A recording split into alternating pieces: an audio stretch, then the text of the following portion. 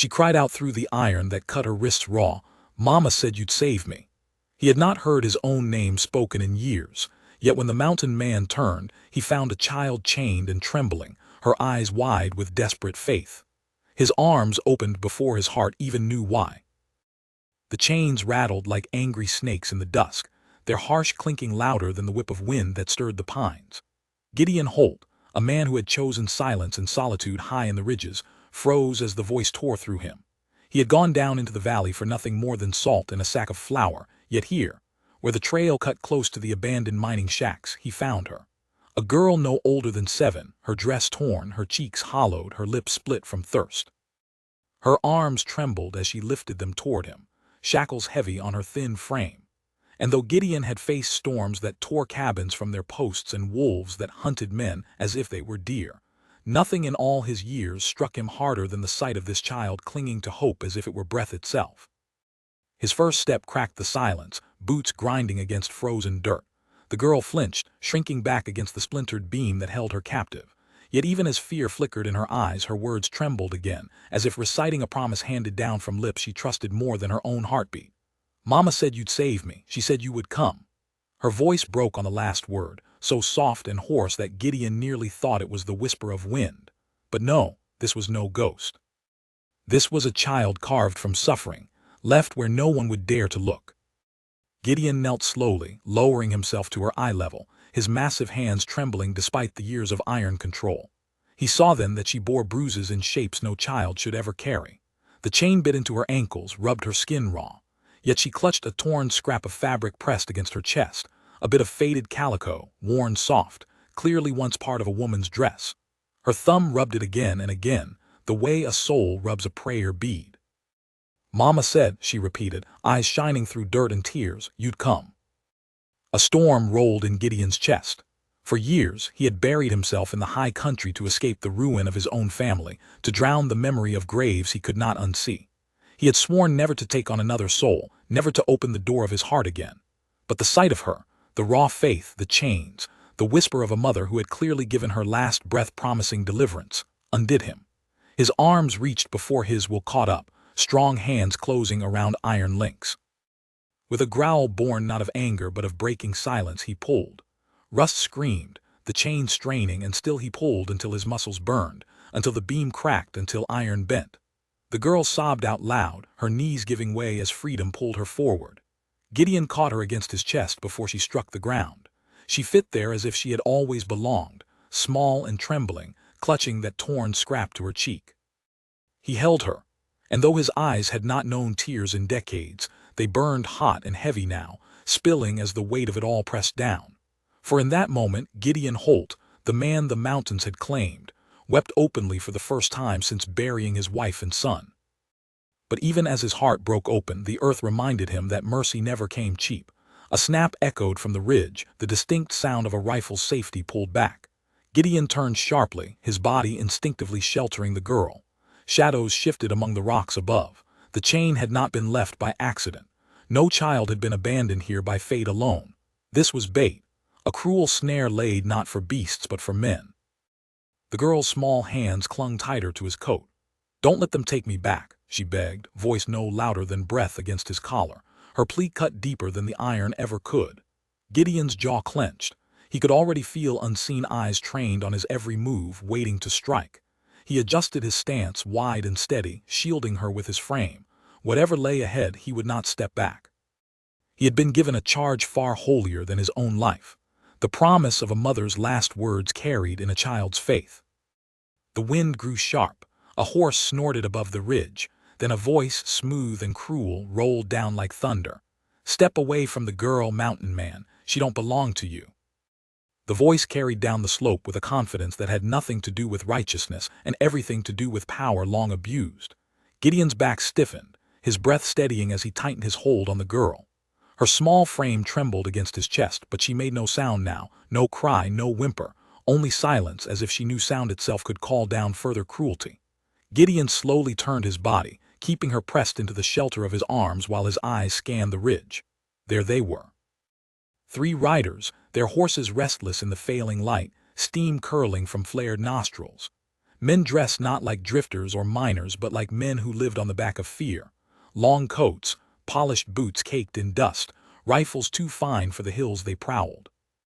The one in the center dismounted with deliberate ease, boots crunching into gravel. His hat was broad-brimmed, shadowing a face that carried a smirk too practiced to be real. His voice slithered down again. "That girl belongs to us." He spoke the word belongs as if it was natural, as if she were no more than a possession left lying on the trail. Gideon felt the child's fingers tighten into his coat, digging deep as though she feared being ripped from him that very instant. He angled his stance, placing one foot back, weight balanced, ready. "You'll not take her," Gideon said. His voice was gravel itself, low and firm, years of silence now turned into a wall of unshakable steel. The man tilted his head, amused. "Mountain folk always think they can fight the tide, but tides don't listen, Holt." The sound of his name made Gideon's muscles coil tight. Whoever these men were, they had done their homework. That was no accident either. He had buried his past high in these ridges, and yet somehow it had been dug up, dragged into the light. He forced the thought aside. One thing at a time, protect the child. The man gestured casually, and one of the other riders shifted his rifle across his saddle, the barrel catching the dim light. The message was clear. One wrong move and the girl would pay the price. Gideon crouched slightly, lowering his face close to the girl's ear. "Close your eyes," he whispered. She obeyed instantly, pressing her forehead into his chest, clutching the calico scrap with all her strength. "Who was her mother?" Gideon asked suddenly, voice cutting through the tension. The man's smirk faltered just slightly. For the briefest moment his gaze flicked to the girl, then back to Gideon. A shadow of annoyance crossed his features, like a poker player forced to show his hand too early. "Doesn't matter," he said coldly. "She's ours now." Gideon's breath hissed between his teeth. He had heard enough. In that one sentence lay all he needed to know. This was no matter of law or family. This was a theft of flesh and blood, a crime carved into the child's very bones. These were men who profited off of chains, who saw no difference between cattle and a 7-year-old girl with eyes too old for her years. He shifted the girl higher against his chest, feeling her ribs far too sharp through the thin dress. His voice rumbled, steady and final. "She's not yours, she never was." The smirk disappeared now, replaced by a sneer. "Then you've just bought yourself a grave, Holt." The man snapped his fingers, and the two riders on the ridge pulled rifles to their shoulders in unison. The crack of iron sliding into place echoed like thunderclaps in the valley. Gideon moved instantly. He twisted his frame, crouched low, and rolled toward the nearest outcrop of rock, shielding the girl with his body as a shot exploded. The blast tore splinters from the beam where she had been chained only moments before. Her scream was muffled against his chest, but her arms clung tighter, trusting, desperate. They would not get her, not while he drew breath. Gideon reached the cover of stone and pressed the child down gently, keeping his arm locked around her as bullets sparked off the rocks above. His old Winchester lay slung across his back, a weapon he had not fired in anger for years, not since the blood-soaked day that had driven him into exile. But his hands remembered. He swung it forward, the stock pressing familiar against his shoulder. He drew in a breath, slow and deep, steadying himself. The child tugged at his sleeve. Her voice was trembling but strong. "Mama said you'd save me," she whispered again. Gideon looked into her eyes, blue, rimmed with red from tears, yet shining with something unbroken. It cut him deeper than the wind could ever cut. "I will," he promised, his voice rough but sure. "I will." Another shot slammed into the rock, spraying stone chips. Gideon angled his rifle, peering past the edge. The riders were bold but sloppy, too confident in their numbers. He squeezed the trigger. The crack echoed through the valley, and one horse reared as its rider fell backward into the dust. The other men shouted, their formation breaking. The girl flinched at the sound, but Gideon's arm was there, steadying her, shielding her ears as best he could. The leader snarled, his voice twisting with rage. "You'll regret that, Holt. You don't know who you're crossing." But Gideon did know. He knew enough. Men like this had been crawling the frontier for too long, building power on backs too small to resist. He shifted again, another shot tearing from his rifle, forcing the second rider back behind cover. But Gideon's victory was brief. Hoofbeats thundered from farther down the ridge. More riders, the sound rolling like an oncoming storm. The girl whimpered, clutching tighter. Gideon gritted his teeth. They had laid this trap well. He had only moments before the noose tightened fully. His eyes darted to the line of pines edging the trail. If he could make the cover with the child in his arms, they might vanish into the timber, lose themselves in the mountain's endless folds. It was slim, but it was all he had. Gideon slung the rifle back, scooped the girl against him, and with a deep breath, broke from cover.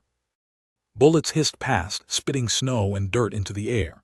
His boots pounded against the earth, each step a promise carved into the ground. She would not go back into chains. The girl buried her face into his chest, her small hands clinging with all the strength left in her. He could feel her heartbeat racing against his ribs, frantic but alive. He ran harder. The forest loomed ahead, dark and thick. If they could just make it, but the thunder of hooves drew nearer. The leader's voice rang out, sharp and venomous. "Bring him down, don't let him reach the trees." The girl's sob escaped, raw and broken. "Don't let them take me, please." And Gideon Holt, mountain man, exile, fatherless and widowed, surged forward with a fury he thought long buried. For the first time in years, his heart had purpose again, and he would not surrender it to the darkness that stalked them. The trees opened like a waiting mouth, shadows swallowing them whole just as another volley of shots rang out behind. The hunt had only begun. The forest closed around them like a fortress of shadows, swallowing the echoes of gunfire into its dense belly. The pines rose tall and unyielding, their boughs heavy with snow, their trunks pressed tight enough that no rider could charge straight without weaving. Gideon's breath steamed in ragged bursts as he barreled through, his boots crunching over roots and ice. The child clutched tightly to his chest. Her eyes were wide and darting, but she did not cry now. Perhaps she knew silence was her best shield, or perhaps she had simply cried all the tears her young body could spare. Either way, her small heart thudded against his ribs like a sparrow trapped in a cage. Behind them, the sound of pursuit grew muddled, horses struggling to weave between trees, men shouting over one another, the crack of a branch snapping under misplaced weight. They were hunters, but the mountains had a way of turning hunters into prey. Gideon had lived long enough among these ridges to know their language. Every hollow, every frozen creek, every ridge was etched into him as surely as scars on his skin. The men behind him might have numbers, but they were strangers here. Strangers bled fast in Gideon's world. He slowed only once they had cleared the first stretch of dense timber. Kneeling low behind a thick log, he pressed the child gently into the hollow between trunk and snow, cupping her face with his rough, frostbitten hands. "Stay low," he whispered. "Don't move till I come for you." Her lip trembled, but she nodded, her fingers still wrapped around that scrap of calico. Her faith, that fragile and impossible faith, clung to him more tightly than her small hands ever could. Gideon rose again, slipping his Winchester free and pressing his back to a pine. He drew a slow breath, steadying his pulse. Memories clawed at him, nights long ago when he had sworn never again to point a rifle at a man. Nights when the earth had opened to swallow the ones he loved, and the weapon in his hand had done nothing to stop it. But tonight the barrel was not for vengeance. It was for her. For a child whose mother had spoken a prophecy with her dying breath. For chains broken by his hand. The first rider broke through the trees ahead, a dark shape thrashing its way between branches. Gideon lifted his rifle, sighting down the barrel with calm precision. He did not fire immediately. He waited, let the horse stumble over a root. The rider leaned just enough to expose his shoulder. Then Gideon squeezed the trigger. The shot cracked through the forest like a whip. The man tumbled from the saddle, his cry muffled by snow. The horse bolted, crashing through brush and vanishing into the dark. The shouts behind grew louder. "He's in the trees, flush him out." Another shot split the air, this one close enough that bark sprayed Gideon's cheek. He ducked lower, then moved, circling wide. His boots barely whispered over snow, each step measured, deliberate. These men were loud, careless. They expected him to run in a straight line like frightened prey. But Gideon was not prey. He was the ridge itself, the storm that broke men who thought they owned the world. Two more riders pushed in from the flank. Gideon slipped behind another trunk, heart steady, then pivoted out long enough to fire once, twice. One horse screamed and reared, throwing its rider. The other ducked back, curses echoing though muffled by trees. Gideon didn't linger. He pressed onward, back toward the log where the girl lay hidden. He could not let distance stretch too far between them. Not now. When he returned, she was still there, knees drawn to her chest, eyes searching the dark. Relief washed across her face when she saw him, as though the very sight of him had proven her mother's words true once more. He bent, scooped her up, and pressed her against him. "Hold on," he murmured. She wrapped her arms around his neck and did not let go. He moved again, deeper into the woods, following trails invisible to most eyes. A narrow draw wound its way uphill, hemmed by stone and brush, a path Gideon knew would lead to a ridge overlooked by no man save those born to it. The climb was brutal, snow dragging at his boots, the girl's weight a living reminder of his vow. But he pressed on, every muscle alive with stubborn fire. Behind, voices grew faint, scattered by trees. Still, the chase was not over. These men were too organized to quit at the first loss. Halfway up the climb, the girl finally spoke again, her voice a fragile thread in the cold. "They hurt Mama," she whispered, each word heavy with memory. "She said not to cry, said you would come." Gideon's throat tightened, though he did not falter in his steps. He glanced down at her, strands of her tangled hair pressed against his coat. "What's your name?" he asked gently, needing to give shape to the soul he carried. Her lips parted, her eyes glimmering in the pale light. "Clara," she whispered. Clara. The name sank deep into Gideon's heart, carving itself there as if it had always belonged. He whispered it back, more a vow than a word. "Clara." She closed her eyes, resting against him as though the sound alone was a balm strong enough to ease her fear. The ridge finally leveled, opening onto a shelf of rock that overlooked the valley below. From here, Gideon could see the faint glow of campfires spreading like sickness across the land. More men than he had hoped for.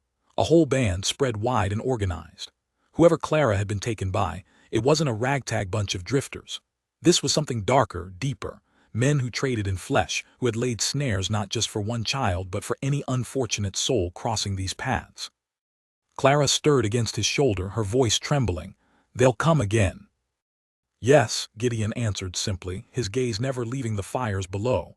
"But they'll not take you, not while I stand." The wind sharpened, carrying the faint clang of metal from the valley. A hammer striking anvil perhaps, or chains rattling in cruel hands. Gideon's jaw tightened. This fight was larger than he had thought, larger than one child, one rescue. Yet the girl in his arms was no accident.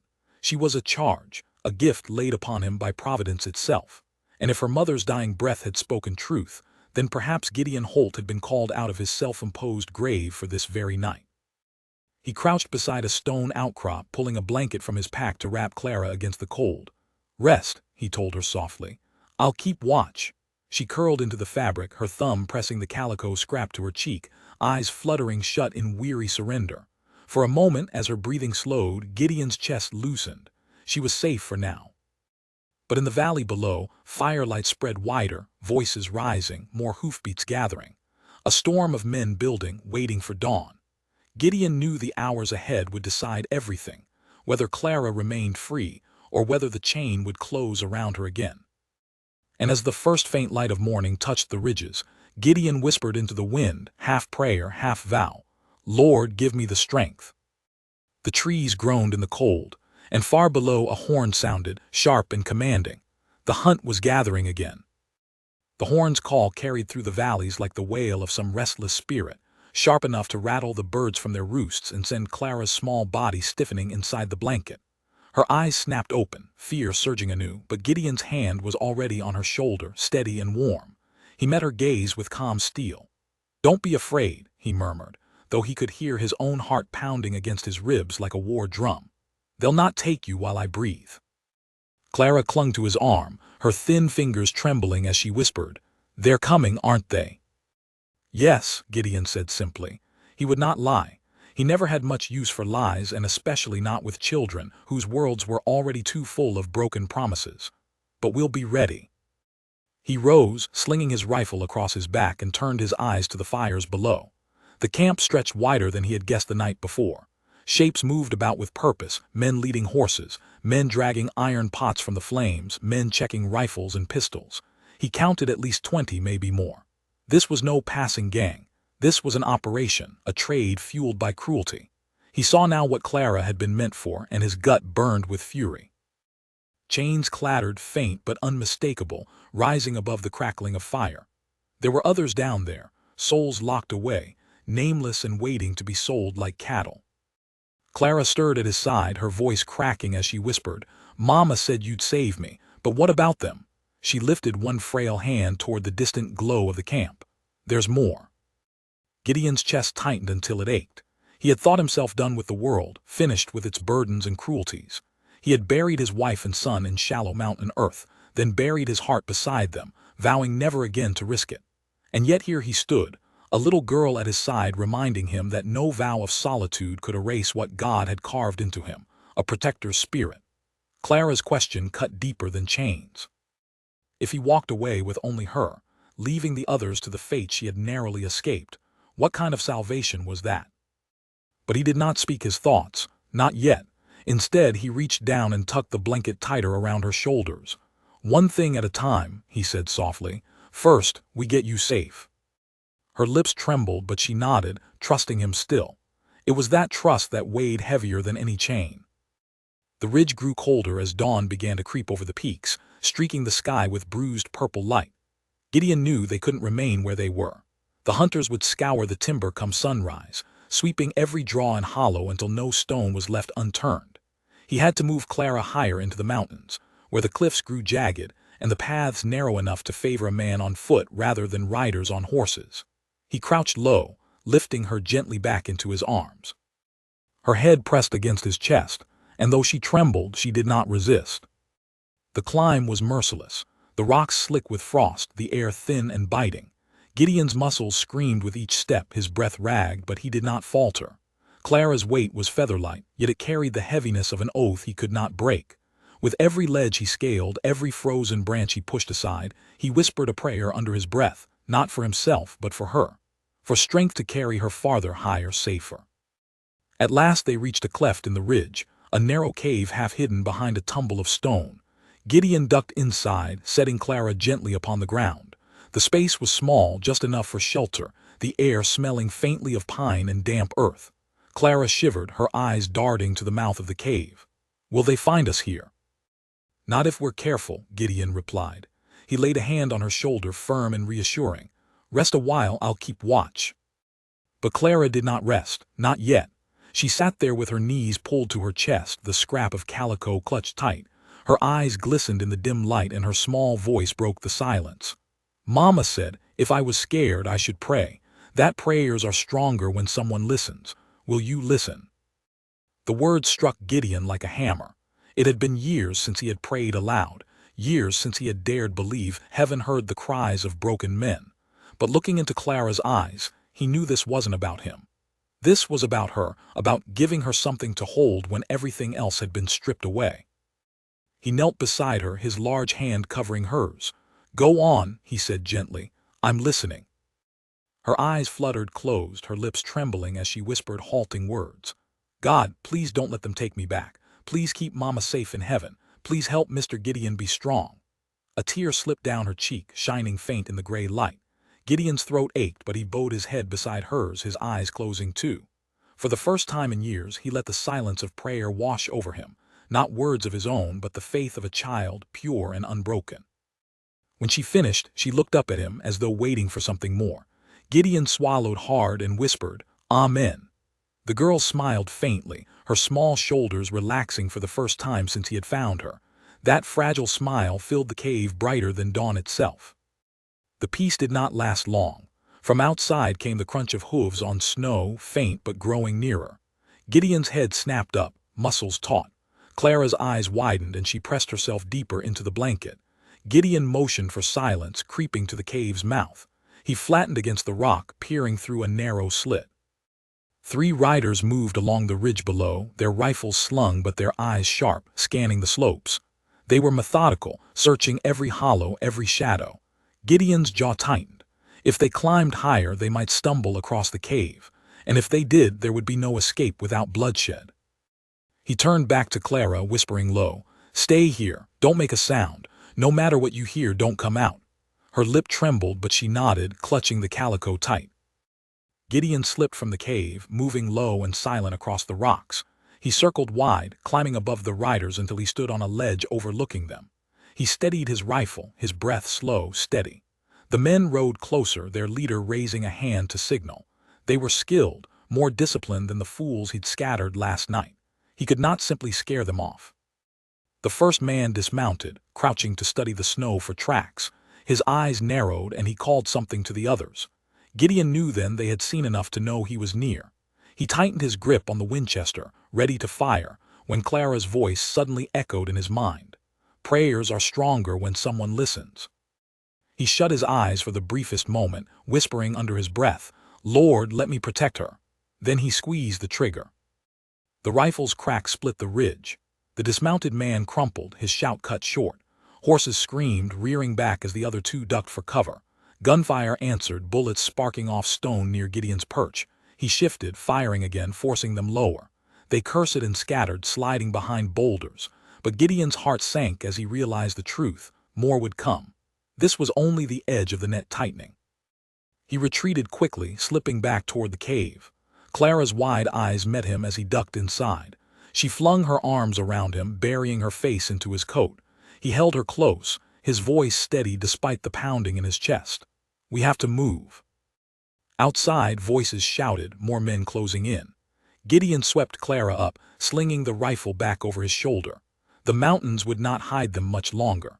The hunters were driving them, tightening the noose, and the only path left was forward, into the teeth of the storm gathering below. As Gideon stepped from the cave, carrying Clara into the bitter dawn, the wind shifted, carrying the sound of drums, or maybe it was just the pounding of hooves. Either way, war was coming, and there would be no turning back.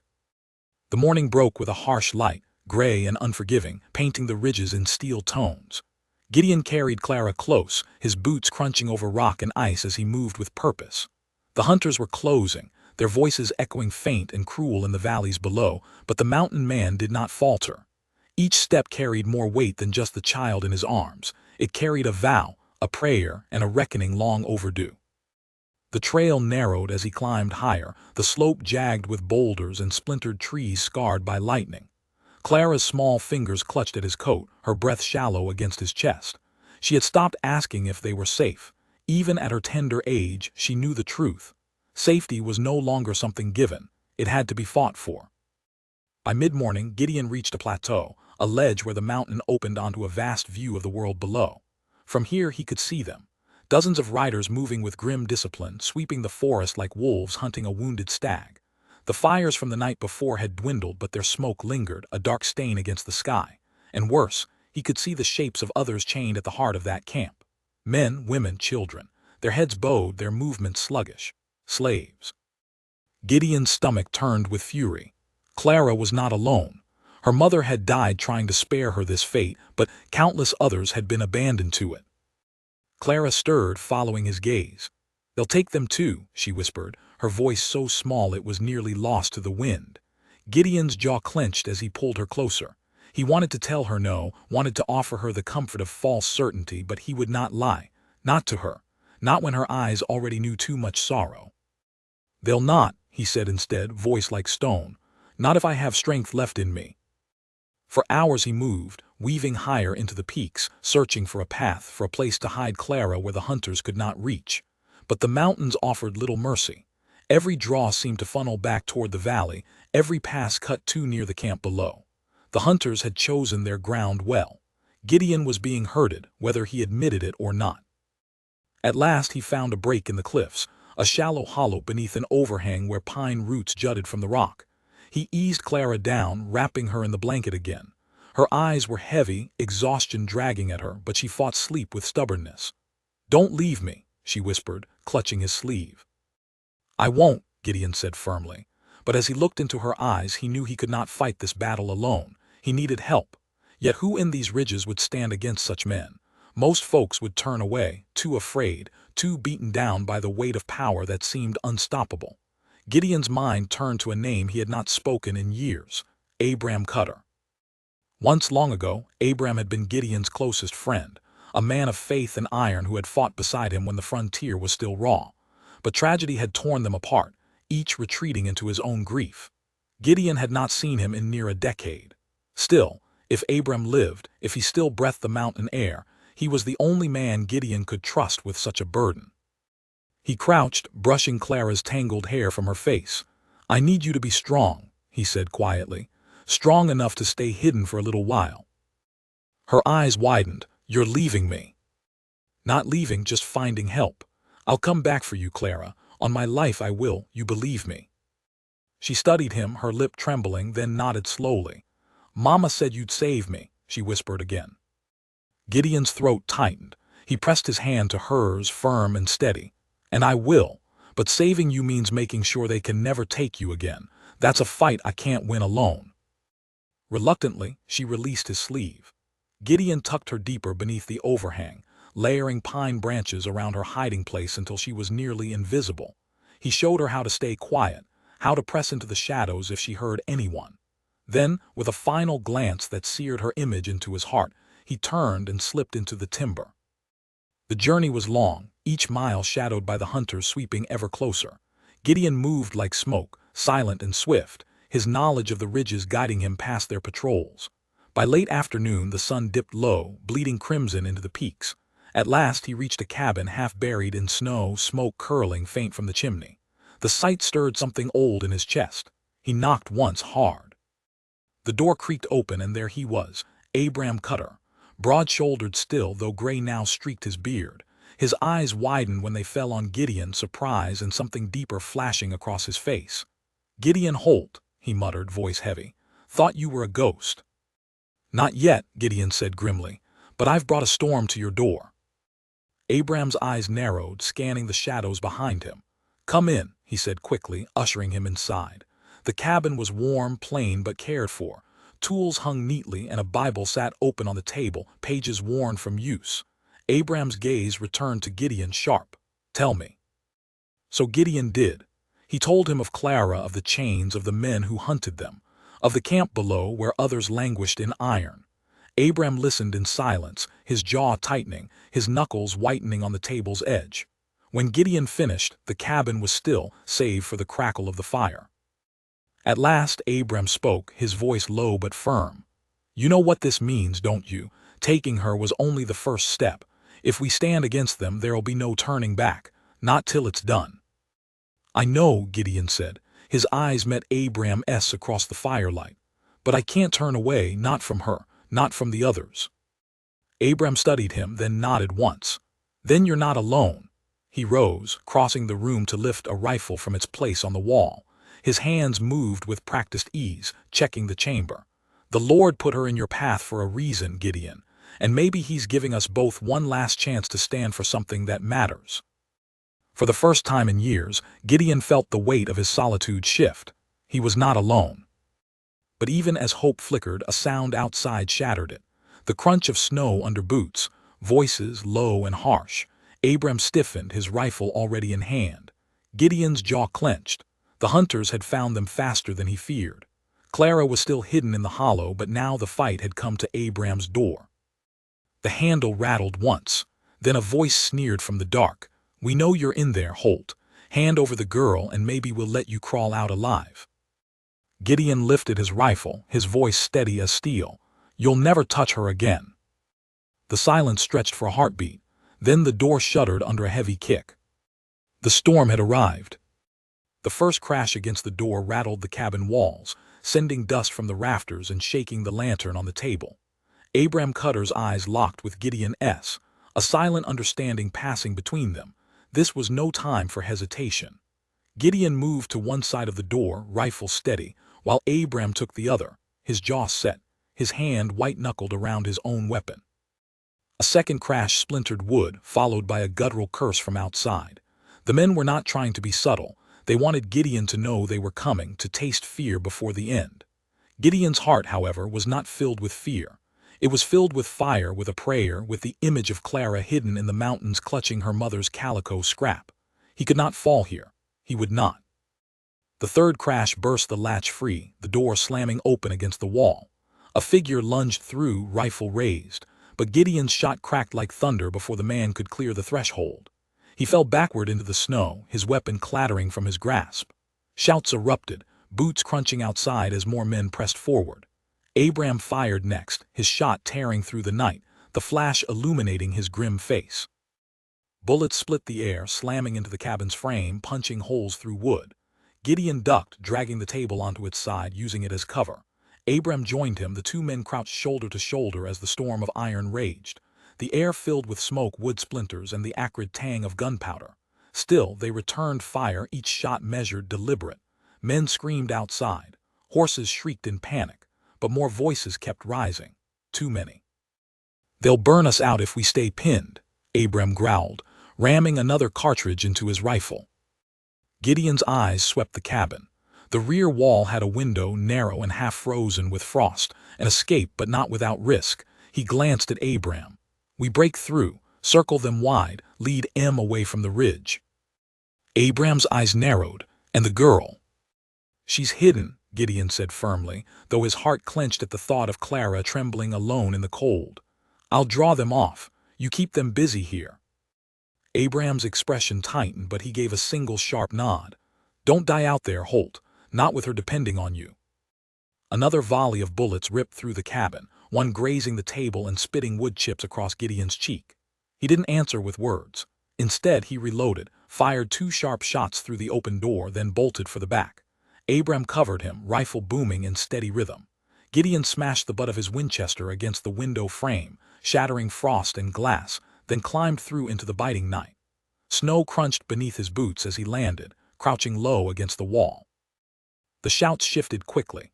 "He's out back," Boots thundered as men broke formation to chase. Gideon darted into the timber, his form vanishing into shadow. Bullets tore into the trees, sparks lighting the dark, but he moved like smoke, silent, quick, relentless. The forest was his blood, his bones, and he knew how to use it. He weaved between trunks, doubled back across his own tracks, using ridges and hollows to confuse pursuit. Behind him, the hunters cursed, their torchlight bobbing like angry fireflies. Still, he could not relax. He could hear them fanning out, methodical, tightening the noose.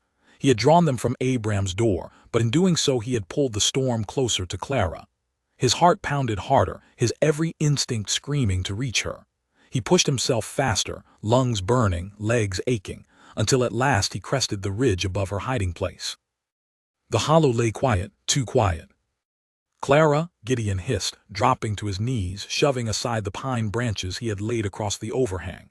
His stomach turned cold when his hands met nothing but snow. The blanket was gone, the space empty. For a heartbeat the world stopped, his chest constricted, every breath failing. Then he saw it, prints in the snow.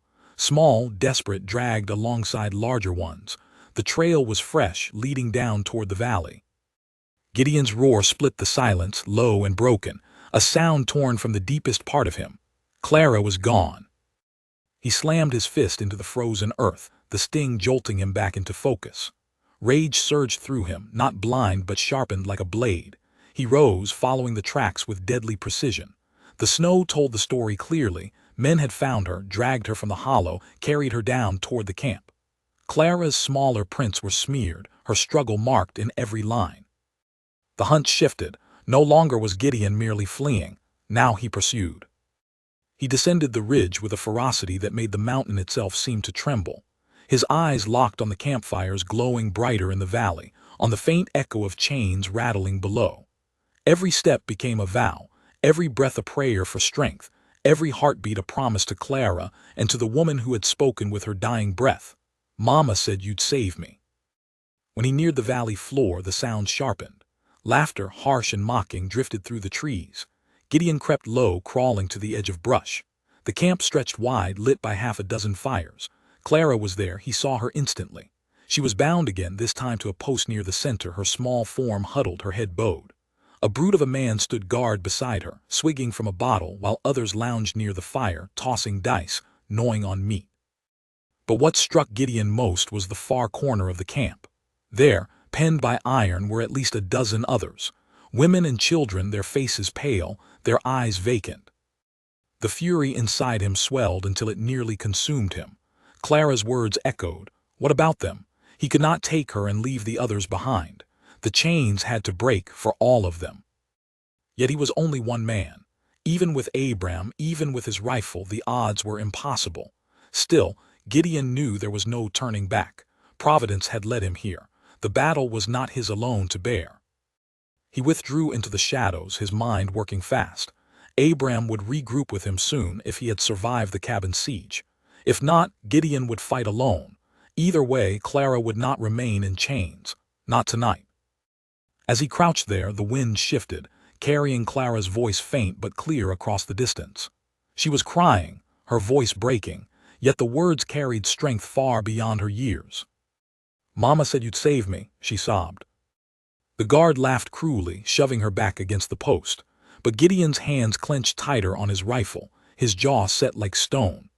The men around the fire had no idea that death itself crouched in the tree line, eyes burning, waiting for the moment to strike. The camp would sleep soon.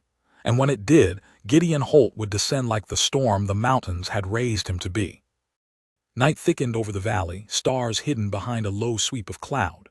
The hunters' campfire flared high, sparks dancing into the dark, their laughter rising with drunken confidence. They thought the girl broken, thought Gideon Holt a fugitive fading into the timber. They did not know that he crouched among the rocks above them, every breath measured, every muscle wound tight with purpose. Clara's sobs reached him still, faint yet sharp as thorns against his heart. She was tied to a post near the center of the camp, her small head bowed, her calico scrap clutched in her bound hands. The guard beside her leaned heavy against the post, bottle in hand, his rifle propped lazily within reach. The rest of the men sprawled near the fire, tossing dice, arguing over coin, their voices rough with drink. Chains clattered in the far corner of the camp as the others shifted in their pen, silent but restless. Gideon's jaw locked. He could not leave them. He could not save only one when the Lord had placed so many in his path. Yet to charge blindly was suicide. He needed more than courage, he needed wisdom. He slid back into the shadows, scanning the camp's perimeter. His eyes caught movement, familiar, steady. Abram Cutter. The older man emerged from the tree line, crouched low, his rifle cradled in calloused hands. His beard was frosted with sweat and snow, his eyes hard but alive. Relief surged through Gideon's chest. Abram had survived. They met in silence, crouching behind a fallen log. Abram's hand gripped Gideon's forearm, a wordless bond reforged in the dark. Gideon whispered low, barely more than breath, "They have her, and more." Abram's eyes followed his pointing finger, falling on the chained pen. His face darkened. "Devil's work," he muttered. Then he looked back at Gideon. "What's your plan?" Gideon's gaze returned to Clara. The child's small frame trembled in the firelight, her lips moving silently, praying, perhaps, believing. Her mother's words still guided her even here in the pit of her enemies. Gideon drew in a steadying breath. "We break the pen, free them all, use the chaos to take Clara." Abram's brow furrowed. 2 men against 20. Gideon's voice was iron. "The Lord doesn't count numbers, Abram, he counts faith." Abram held his gaze a long moment. Then he nodded, his grip tightening on his rifle.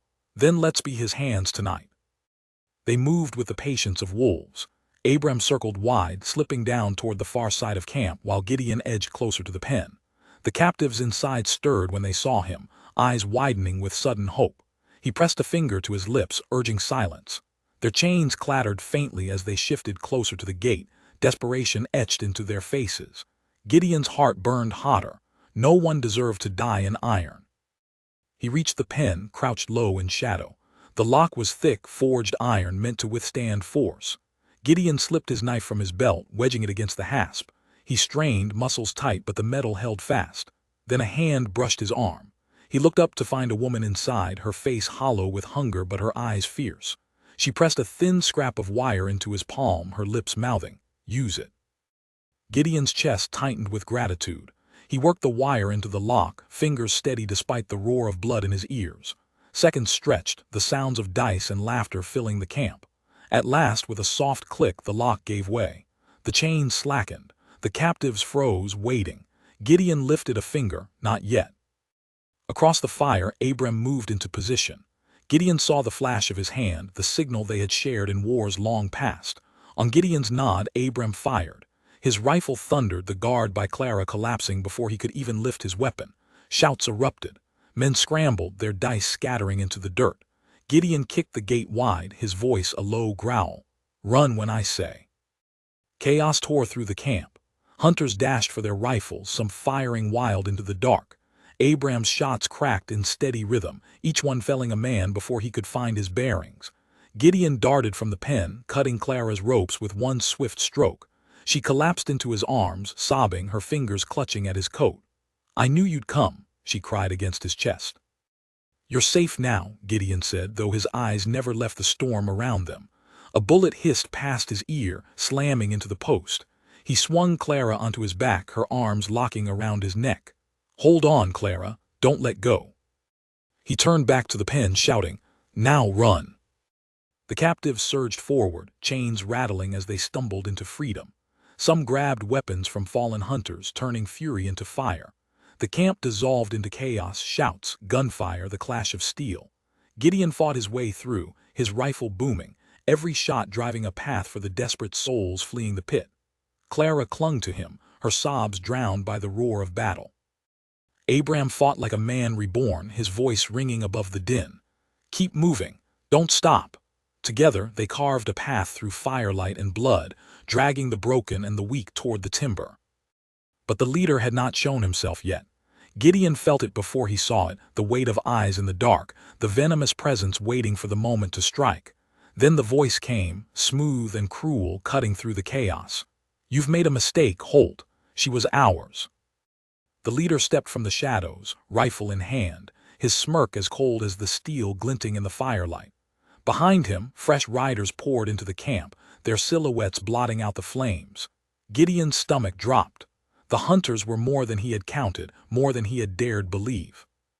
Clara whimpered, her arms tightening around his neck. "Don't let them take me back." Gideon's heart hardened. He shifted her higher, his voice low but unshakable. "They won't, not while I stand." The leader raised his rifle, his eyes narrowing. "Then you'll fall tonight." The battlefield stilled. For a moment all Gideon could hear was Clara's ragged breathing, the crackle of fire, and the chains still dragging on the ground. Then the storm broke anew. The firelight painted the snow crimson as the camp erupted into a storm of violence and fear. Gideon tightened his grip on Clara, her arms wound around his neck as though she were clinging to life itself, which in truth she was. Abram Cutter stood at his side, rifle braced, eyes burning with the kind of faith that only came from knowing death might be the price of righteousness. Across the fire, the leader of the hunters raised his rifle, his smirk twisting in the glow. The first shot cracked, a bullet tearing through the air. Gideon twisted, dropping behind an overturned crate, snow spraying as the shot split the log behind him. Abram fired back instantly, his shot true. One of the fresh riders fell from his saddle, crashing hard into the dirt. Shouts rang out, torches waved, the camp alive with chaos. The freed captives scattered, some running into the timber, others scrambling for weapons to fight back. Chains clattered against the ground as the last bonds fell away. Gideon pressed Clara tight against his chest, whispering into her tangled hair. "Close your eyes, don't let go of me." She obeyed, her little fingers digging into his coat, her body trembling but unbroken. Gideon rose, rifle braced against his shoulder, and fired into the oncoming wave. Each shot was measured, steady, not wild fury but deliberate wrath. Men fell, torches dropped, but more pressed forward. The leader advanced with cruel confidence, shouting above the din. "You think you can save her, Holt. You think you can save them all. This land don't belong to men like you. It belongs to power, to us." Gideon's jaw clenched. He fired again, forcing the man to duck behind a wagon, then turned to Abram. "We have to break them here. If we let them scatter, they'll hunt us to the end of the earth." Abram nodded grimly. "Then we stand." The two men fought back to back, every shot echoing through the valley. Abram's voice rose above the chaos, booming like a preacher's cry. "Stand fast, freedom is worth the blood." His words rallied the captives, many of whom turned from flight to fight, their desperation burning into defiance. Women who had been chained just hours before seized rifles from fallen men, firing with trembling hands but fierce hearts. A boy barely older than Clara swung a discarded axe, his eyes blazing with the first taste of freedom. The camp became a battlefield. Smoke curled thick, torches hissed as snow swallowed their sparks. Horses screamed and reared, some bolting into the night, their riders crushed beneath hooves. Gideon moved through it like a storm, his rifle booming, his knife flashing when men came too close. Clara clung to him still, her weight a living anchor to the promise he had made. At last the leader rose from behind the wagon, his rifle aimed squarely at Gideon. "It ends now," he snarled. His shot rang out. Gideon twisted, the bullet grazing his shoulder, hot fire searing flesh. He staggered but did not fall. Clara's cry pierced the night, her tiny voice breaking. "Don't leave me." Her words struck deeper than the wound. Gideon surged forward with a roar, barreling into the leader before he could reload. The two men crashed into the snow, rolling in a blur of fists and steel. The leader was younger, quicker, but Gideon was forged of the mountain, every blow carrying the weight of grief, of years of silence, of a promise made to a dying mother. The knife came free, the leader's smirk faltering as Gideon drove the blade aside and pinned him to the ground. "You'll chain no more," Gideon growled, his voice low as thunder. With one final surge he ended it. The leader's body stilled, his eyes wide with shock, his smirk gone forever. Silence fell, broken only by the crackle of fire and the ragged breaths of the survivors. The hunters who remained fled into the trees, their courage scattered with their leader's blood. Abram lowered his rifle, his chest heaving, eyes searching the smoke. "It's done," he said hoarsely. Gideon staggered back, lifting Clara into his arms once more. Her tears streaked his coat, but her eyes shone with fierce relief. "You came," she whispered, her voice trembling but sure. "Mama said you'd save me, and you did." Gideon pressed his forehead against hers, his tears falling freely. "By God's strength, not mine," he murmured. "But yes, Clara, you're safe now." The freed captives gathered around, their faces weary but alive. Some wept openly, clutching one another.